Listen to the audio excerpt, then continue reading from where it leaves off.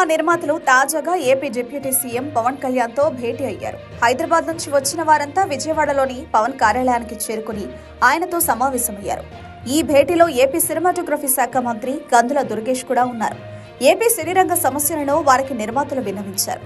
నిర్మాతలు అల్లు అరవింద్, అశ్విని దత్, సురేష్ బాబు, ఏఎం రత్నం, దిల్ రాజు తదితరులు ఈ భేటీలో పాల్గొన్నారు. డిప్యూటీ సీఎం పవన్ ను సినీ పరిశ్రమ తరపున అభినందించడం కోసం తాము వచ్చామని తెలిపారు నిర్మాత అల్లు అరవింద్. భేటీ అనంతరం మీడియాతో మాట్లాడిన ఆయన త్వరలో సీఎం చంద్రబాబుని కూడా కలుస్తామన్నారు. ఆయన అపాయింట్మెంట్ ఇప్పించాలని పవన్ ని కోరినట్టు తెలిపారు. అన్ని అసోసియేషన్లు కలిసి వచ్చి సీఎం ని అభినందిస్తామని చెప్పారు.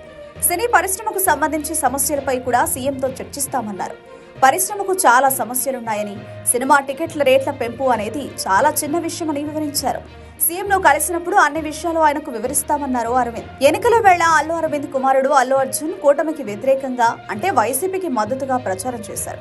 కేవలం నంద్యాల వరకే ఆ ప్రచారం పరిమితమైన సోషల్ మీడియాలో మెగా ఫ్యామిలీకి అల్లు ఫ్యామిలీకి మధ్య దూరం పెరిగేలా కథనాలు వచ్చాయి. ఆ తర్వాత నాగబాబు మావాడు పరాయివాడు అంటూ ట్వీట్ చేయడం, డిలీట్ చేయడం కూడా వివాదాస్పదమైంది.